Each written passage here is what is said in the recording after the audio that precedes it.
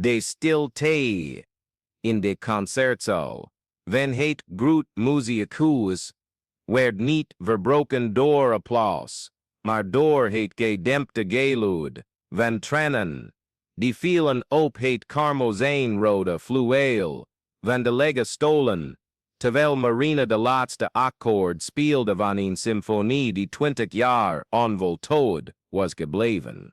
3 uur eerder was Marina echter slechts een onzichtbare schoonmaakster die met een karretje door de labyrinthische gangen van het prestigieuze conservatorium reed. Haar geharde handen hielden het schoonmaakdoekje vast met dezelfde tederheid waarmee ze ooit die voor toetsen had gestreeld. Maar niemand wist dat. Voor de studenten die haastig langs renden met hun klansende instrumenten, was ze een naamloze sadhu, een aanloze sadhu, in aanwezigheid die zich stilletjes bewoog tussen de oefenruimtes, de sporen van dromen in wording opruimend. De ochtend was begonnen met bijzondere vreedheid toen Marina professor August de Vries hoorde schreeuwen tegen een van zijn studentes in de Mozartruimte. De jonge Sophie biefde voor de vleugel, haar vingers verlamd op de toetsen, terwijl de giftige woorden van de professor haar zelfvertrouwen doorboorden als glasherven. Je hebt geen talent, meisje. Je ouders verspillen hun geld door je hierheen te sturen. In melodie gespeeld met zo'n kilheid zal nooit iemands hart raken. De stem van de Vries kalmde door de akoestisch perfecte wanden van de ruimte, elke letterkreet berekend om te vernederen. Misschien moet je iets anders overwegen, iets beter geschikt voor je beperkingen. Marina stopte met het poetsen van de spiegel in de kang, haar schouders gespannen. Ze kende die pijn die zich over Sophie's gezicht verspreidde als inkt die op wit papier morste. 20 jaar eerder had ze zelf in dezelfde positie gezeten, verwoestende woorden van dezelfde man die nu weer een jonge ziel aan het vernietigen was. Sophie verliet de ruimte met rode ogen, strijkelend in haar eigen verdriet. Ze liep recht langs Marina zonder haar te zien, zoals altijd. Voor haar maakte de schoonmaakster deel uit van het meubilair van het conservatorium, onzichtbaar als de lucht die ze ademde. Marina zag het meisje verdwijnen in de kang en voelde een scheur in haar borst, alsof een lange tijd bedwongen dam onder druk begon te bezwijken. Het groot muziekhuis was een tempel van klassieke muziek, met muren versierd met portretten van grote componisten en hangen die voortdurend weergalmden met toonladders en arpeggios. Marina werkte er 8 jaar, genoeg tijd om elke noot te onthouden die uit de oefenruimtes ontsnapte, elke droom die tussen die marmeren muren werd geboren en stierf. Ze kende de studenten aan hun fouten, hun prestaties, hun tranen van frustratie en hun glimlachen van ontdekking. Maar niemand kende Marina. Niemand wist dat ze een van de meest veelbelovende pianistes van haar generatie was geweest, op 16-jarige leeftijd toegelaten tot hetzelfde conservatorium, waar ze nu de toiletten schoonmaakte. Niemand wist dat haar handen ooit zo meesterlijk over de toetsen hadden gedanst, dat critici haar techniek vergeleken met die van Clara Schumann. En vooral wist niemand dat August de Vries haar carrière had verwoest met één wrede zin, uitgesproken tijdens een masterclass voor een publiek van 200 mensen. De herinnering achtervolgde haar nog steeds in nachtmerries. Zij, 18 jaar oud, die Rachmanin of pianoconcert nummer 5, haar favoriete stuk, uitvoerde. De eerste delen waren als kristalhelder water gevloeid. Elke noot vond zijn plaats in het universum met wiskundige perfectie. Maar in het derde deel, de druk van het moment, de intensiteit van de vriesblik, het gewicht van de verwachtingen, alles had tegen haar samengespannen. Haar vingers gleden weg, een dissonant akkoord scheurde door de melodie als een schermis. Stop, de stem van de Vries had de lucht als een bel doorgesneden. Mejuffrouw de la Croix, wat we zojuist hebben meegemaakt was een perfecte demonstratie van hoe middelmatigheid zich kan voordoen als talent. Je handen kunnen wel snel zijn, maar je ziel is leeg. Muziek zonder ziel is slechts georganiseerd la. De stilte die volgde was oorverdovend dan welke symfonie ook. Marina was met trillende benen en brandende ogen van vernedering opgestaan van de pianokruk. Ze rende de zaal uit en kwam nooit meer terug. Ze stopte met haar studie, deed haar dromen in een doos op de bodem van een kast en leerde een klein en veilig leven te leiden, ver weg van podia en menigten. Jarenlang overtuigde ze zichzelf dat ze de juiste keuze had gemaakt. Ze trouwde met een vriendelijke maar fantasieloze man, kreeg een stabiele baan op kantoor, bouwde een voorspelbare routine op. Maar toen haar man haar verliet voor een jongere collega en ze haar baan verloor door bezuinigingen, zag Marina zich gedwongen om elke kans die zich voordeed aan te nemen. En zo bracht het lot haar terug naar de plaats van haar grootste vernedering. In de eerste dagen als schoonmaakster in het conservatorium was elke noot die uit de oefenruimtes ontsnapte als zout in een open wond. Maar geleidelijk begon er iets te veranderen. Marina ontdekte dat er een vreemde schoonheid zat in onzichtbaar zijn, in het kunnen observeren van muziek, die herrijst door jonge handen en bezorgde harten. Ze vond rust in die stille routine,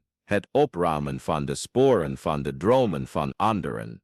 Totdat Sophie verscheen. Het meisje was 3 maanden eerder naar het conservatorium gekomen, verlegen en onhandig, met een ruw talent dat Marina op haar 16-jarige leeftijd deed herinneren. De Vries had Sophie als privé-studente aangenomen, en sindsdien observeerde Marina de systematische vernietiging van het zelfvertrouwen van het meisje. Elke les was een spektakel van psychologische vreedheid, waarbij de Vries methodes elke vonk van zelfvertrouwen die Sophie bezat ondermijnde. Marina wist dat ze iets moest doen, maar wat? Ze was slechts een schoonmaakster in schaduw zonder stem. Welke autoriteit had ze om in te grijpen in de dynamiek tussen docent en leerling? Welk recht had ze om zich te mengen in het leven van een meisje dat haar naam niet eens kende? Het antwoord kwam de volgende middag,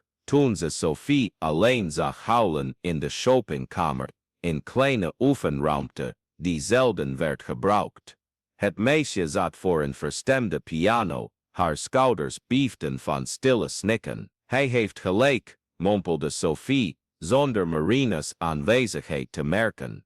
Ik heb geen talent, mijn ouders verspillen hun geld. Ik zou moeten stoppen.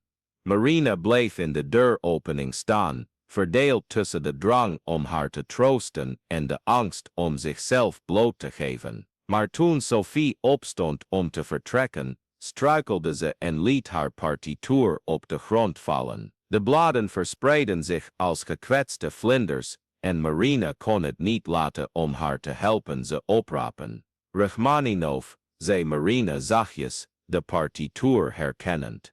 Concerto, Sophie keek haar verrast aan. Het was de eerste keer dat de schoonmaakster direct met haar sprak.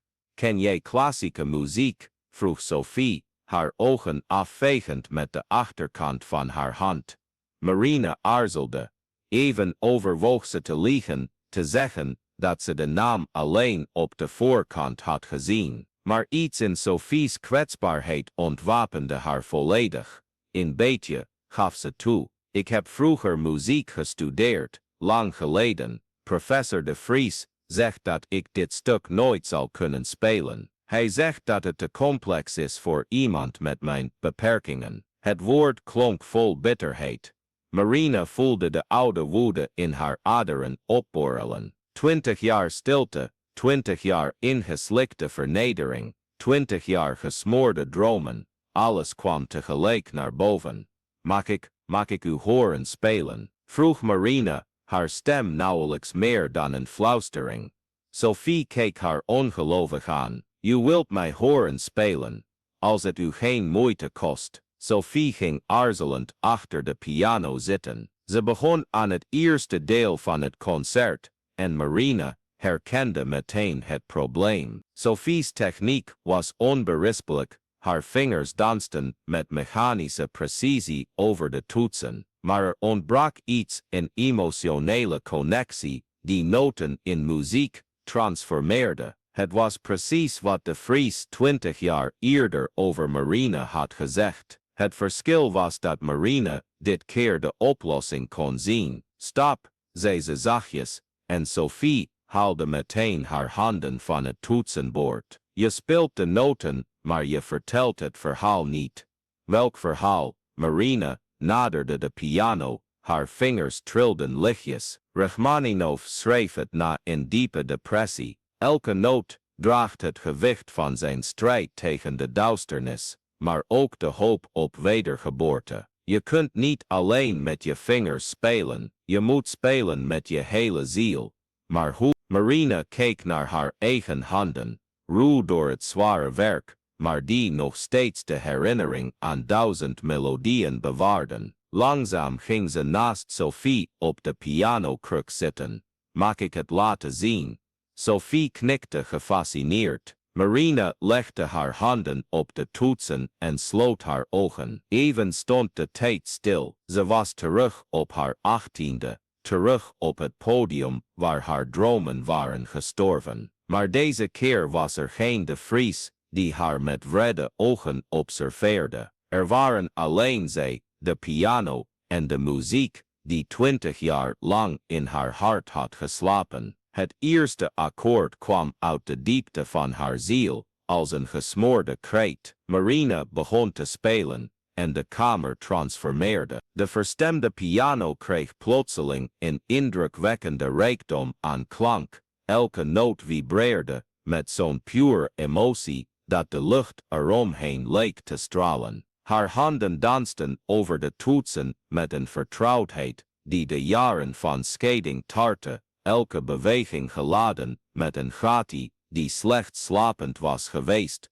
nooit verloren. Sophie keek gehypnotiseerd toe, tranen rolden stilletjes over haar wangen. Er gebeurde iets magisch in de kleine kamer, iets dat verder ging dan het simpele uitvoeren van een muziekstuk. Het was alsof Marina niet alleen Rachmaninov kanaliseerde, maar alle pijn, alle hoop, alle liefde die jarenlang was onderdrukt. Toen Marina bij de passage aankwam, waar ze 20 jaar eerder was gefaald, aarzelden haar vingers niet. Deze keer was er geen angst, geen oordeel, alleen de muziek die door haar heen stroomde, als een rivier die eindelijk de zee vindt. Het akkoord dat ooit haar ondergang was geweest, klonk nu als een verklaring van vrijheid, een bevestiging dat ware kunst geen grenzen kent aan leeftijd, sociale positie of omstandigheden. De muziek weerklonk door de kamer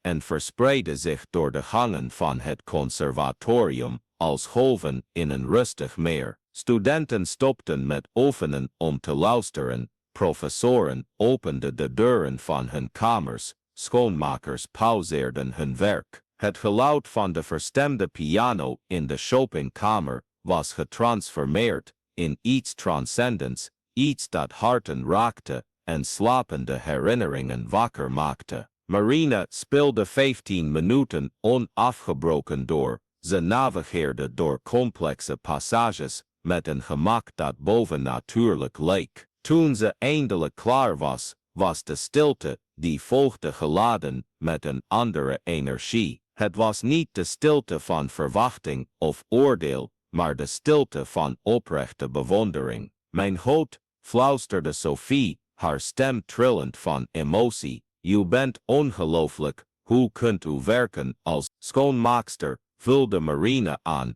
Een melancholieke glimlach kromde haar lippen. Soms brengt het leven ons op paden die wij niet verwachten. Op dat moment verscheen een schaduw in de deuropening. August, de Vries, stond in de deuropening, zijn gezicht een masker van ongeloof. Hij had jarenlang het concerto nummer 2 van Rachmaninov niet meer zo meesterlijk, zo vol emotionele diepte gehoord. De laatste keer was, Marina, zei hij, zijn stem bijna onhoorbaar. Marina de la Crosse, Marina draaide zich langzaam om hem aan te kijken. 20 jaar waren tussen hen verdwenen en plotseling was ze weer de jonge studente die vernederd van een masterclass was gevlucht. Maar deze keer was er iets anders in haar ogen. De angst die haar ooit had verlamd, was er niet meer. Er was alleen een diepe droefheid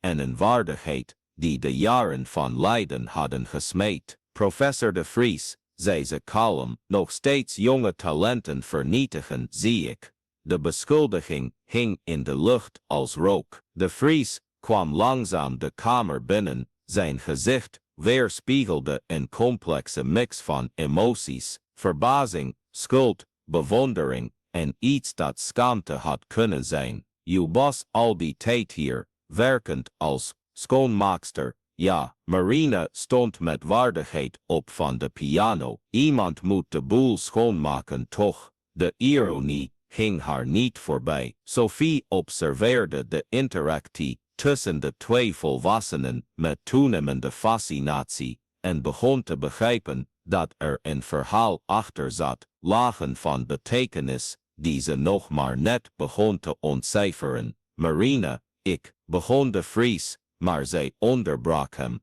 Nee, zei ze vastberaden, dit gaat nu niet over mij, het gaat over Sophie, het gaat over alle Sophies die door jouw handen zijn gegaan door de jaren heen. Het gaat over wat je met mij hebt gedaan en wat je met haar aan het doen bent. Marina draaide zich naar Sophie, die haar met grote ogen aankeek. Jij hebt talent, Sophie, een zeldzaam en kostbaar talent. Laat niemand je anders wijsmaken. Maak niet dezelfde fout die ik heb gemaakt.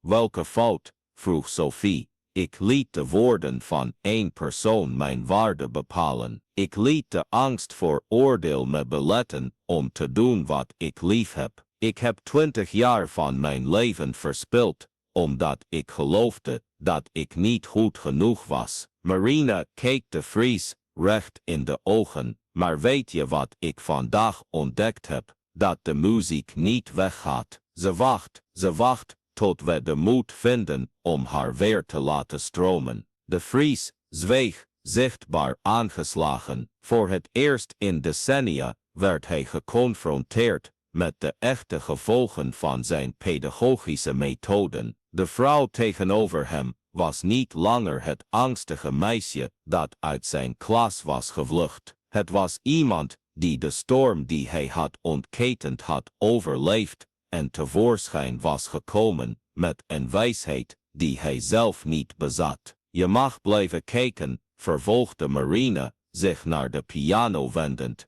maar je gaat je niet bemoeien. Sophie, kom, laten we echt aan de slag gaan. Wat er de volgende 2 uur gebeurde, was niets minder dan magisch. Marina werkte met Sophie niet als een traditionele lerares, maar als een mentor, een oudere zus, die kostbare geheimen deelde. Ze brak Sophie's vertrouwen niet af om het op haar eigen manier weer op te bouwen. Integendeel, ze voedde de vonk die er al was en hielp haar groeien tot een heldere vlam. Muziek gaat niet over technische perfectie, legde Marina uit, terwijl ze Sophie's vingers over de toetsen leidde. Het gaat over communicatie, het gaat over het pakken van een emotie die vastzit in je borst en die vrijlaten via de noten. Iedereen die jouw muziek hoort, zou een stukje van je ziel moeten voelen. Sophie begon het te begrijpen, haar handen ontspannen, haar houding verzachte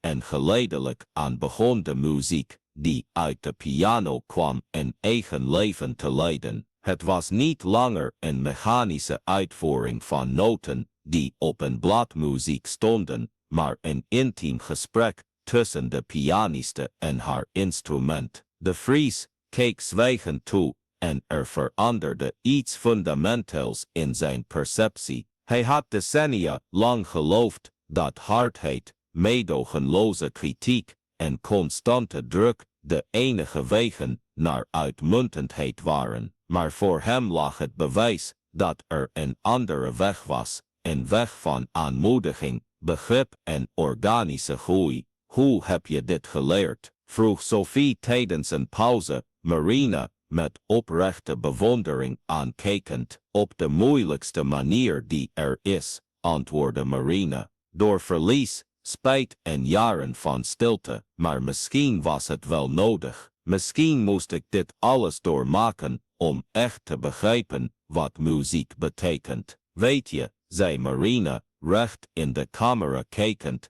er is iets krachtigs aan het delen van momenten van transformatie, zoals deze. Als dit verhaal je hart raakt, als je gelooft dat iedereen een tweede kans verdient om zijn dromen na te jagen, moedig ik je aan om je bij onze community aan te sluiten. Abonneer je op het kanaal en activeer het belletje, niet alleen om meer verhalen zoals deze te volgen, maar omdat je deel uitmaakt van iets groters. Elk abonnement staat voor iemand die gelooft in de kracht van verlossing en de kunst van opnieuw beginnen. Samen kunnen we een ruimte creëren waar verhalen van overwinning worden gevierd en waar niemand zijn angsten alleen hoeft te confronteren. De rest van de middag begonnen studenten en docenten zich stilletjes te verzamelen in de gangen nabij de kopingkamer. Het nieuws dat er een buitengewone pianiste met een leerling werkte, verspreidde zich door het conservatorium als een lopend vuurtje, maar niemand waagde het om te onderbreken, wat duidelijk een heilig moment was. Terwijl de zon begon onder te gaan en de ramen van de kamer in gouden tinten schilderde, besloot Marina dat het tijd was voor de volgende stap. Er was nog een laatste les die Sophie moest leren, een laatste barrière die moest worden doorbroken. Sophie, zei ze, ik wil dat je het hele concert speelt. Niet alleen voor mij, maar voor iedereen die daarbuiten staat te wachten. Sophie werd bleek.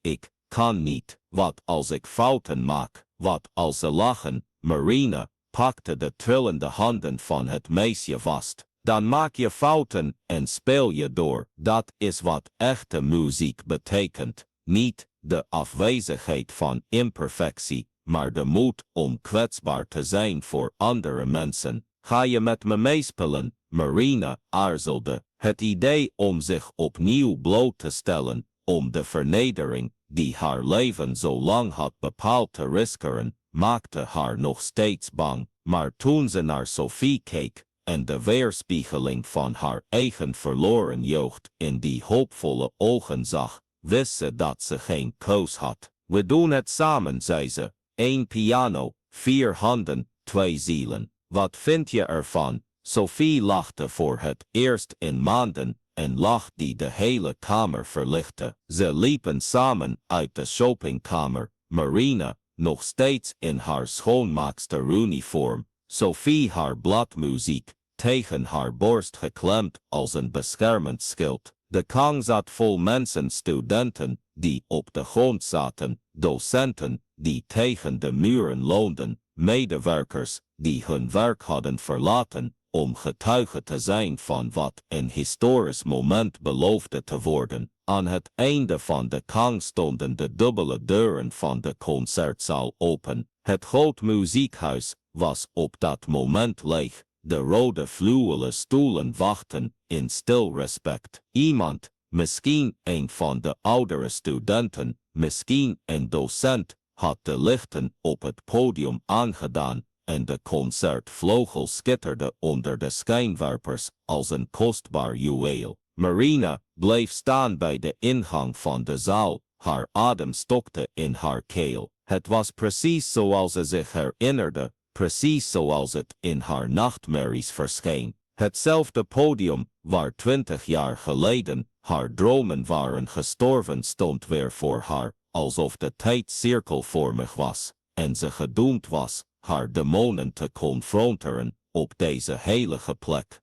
Mag ik? Vroeg Sophie, haar hand uitstekend. Marina keek naar de uitgestoken hand, jong, zonder eelt, licht trillend van nervositeit en verwachting. Het was een hand die de desillusie nog niet kende, die nog geloofde dat muziek de wereld kon genezen. Het was een hand die beschermd, gekoesterd en aangemoedigd moest worden. Marina pakte Sophie's hand vast en samen liepen ze het podium op. De concertvleugel was magnifiek, de ivoorwitte toetsen glinsterden onder de lichten. Marina naderde hem alsof het een oude vriend was, die ze al tientallen jaren niet had gezien. Ze streek zachtjes over de gesloten klep, voelend het gladde, koude hout onder haar huid. Klaar, vroeg ze aan Sophie, met jou aan mijn zijde ja. Ze gingen op de brede bank zitten, Marina links, Sophie rechts. Het publiek, dat zich spontaan had verzameld op de voorste stoelen, wachtte in stil respect. De Vries zat op de eerste rij, zijn gezicht een masker van tegenstrijdige emoties.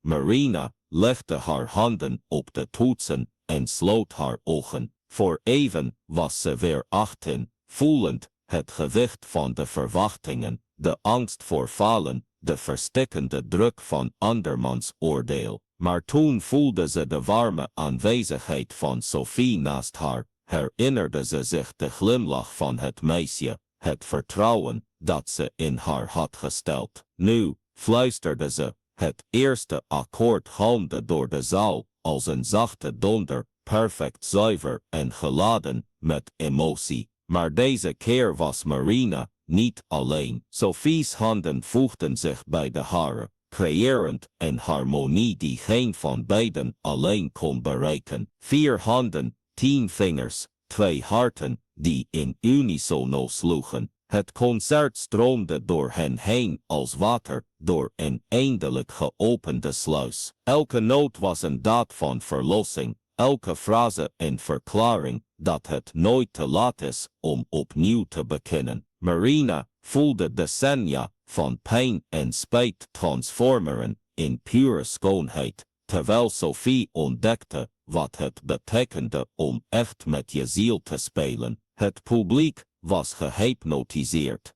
Velen heelden openlijk, geraakt door iets dat verder ging dan een louter muzikale uitvoering. Het was een genezingsceremonie, een ritueel van wedergeboorte, een krachtige demonstratie dat ware kunst geen grenzen kent van leeftijd, sociale klasse of omstandigheden. Toen ze het laatste deel bereikten, het emotionele hoogtepunt van het stuk, keek Marina naar Sophie en zag tranen van vreugde over het gezicht van het meisje rollen. Het waren geen tranen van angst of frustratie, maar van pure gelukzaligheid, van een diepe connectie met iets groters dan zichzelf. Het laatste akkoord weer klonk door de concertzaal als een verhoord gebed. De stilte die volgde was absoluut heilig, vol dankbaarheid en bewondering. Toen begon langzaam iemand te applaudisseren, dan nog een en nog een. Binnen enkele seconden stond de hele zaal op, applaudisserend, met een intensiteit die de muren deed wieberen. Maar Marina hoorde het applaus nauwelijks. Ze keek naar Sophie, die scheen als een pasgeboren ster, eindelijk begrijpend de kracht die ze in haar handen droeg. Dank je wel, fluisterde Sophie door haar tranen heen. Dank je wel dat je me hebt laten zien wie ik werkelijk ben. Marina glimlachte, voelend een vrede die ze al decennia niet had ervaren. Dank je wel dat je me hebt herinnerd wie ik altijd ben geweest. De Vries naderde langzaam het podium, zijn trots worstelend met de erkenning van wat hij had gezien. Toen hij sprak, zat er een nederigheid in zijn stem die zijn studenten nog nooit eerder hadden gehoord.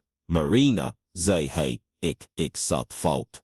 Over jou, over Sophie, over alles. Ik zou willen dat je overweegt terug te komen als docente deze keer. Jouw methoden zijn wat deze plek echt nodig heeft. Marina keek hem lang aan. 20 jaar woede, wrok, begraven dromen, het zat er allemaal, wachtend om uitgedrukt te worden. Maar toen ze haar mond opendeed, om te spreken, verraste de woorden die uitkwamen haarzelf.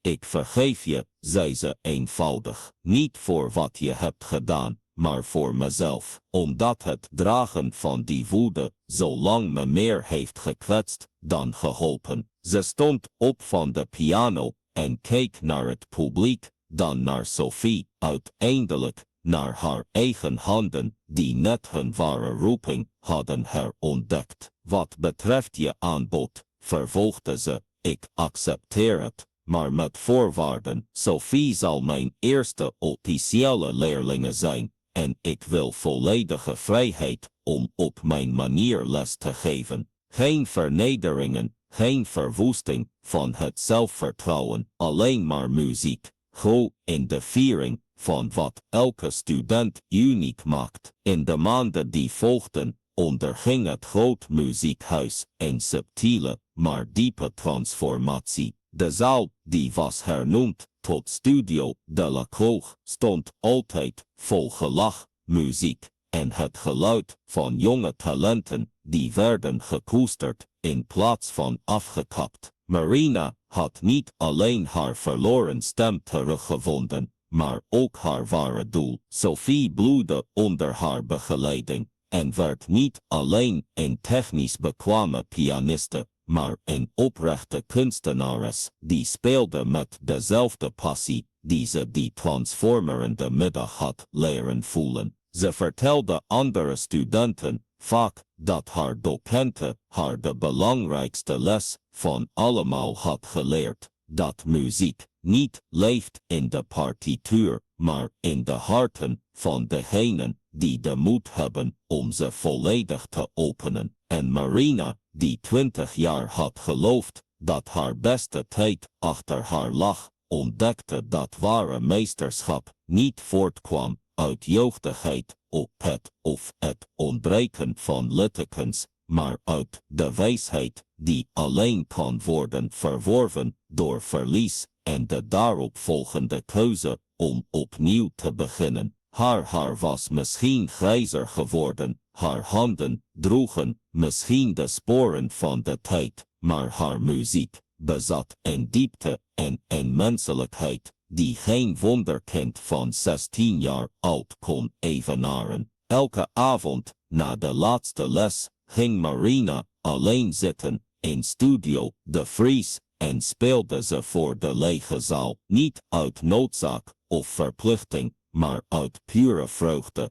Elke noot was een viering van de tweede kans die het leven haar had gegeven. Elke melodie een gebed van dankbaarheid voor de moed die ze uiteindelijk had gevonden om zichzelf te zijn. En soms, in de stilte tussen de muzikale frasen, kon ze zweren dat ze het echo van andere stemmen hoorde, stemmen van allen die, net als zij, de weg kwijt waren geraakt, maar de kracht hadden gevonden om opnieuw te beginnen. Het was een symfonie van verlossing, gespeeld niet op grote podia, maar in de harten van hen die weigerden hun dromen op te geven, hoe verloren die ook mochten lijken. De muziek, uiteindelijk, sterft nooit. Ze wacht alleen op het juiste moment om te herrijzen.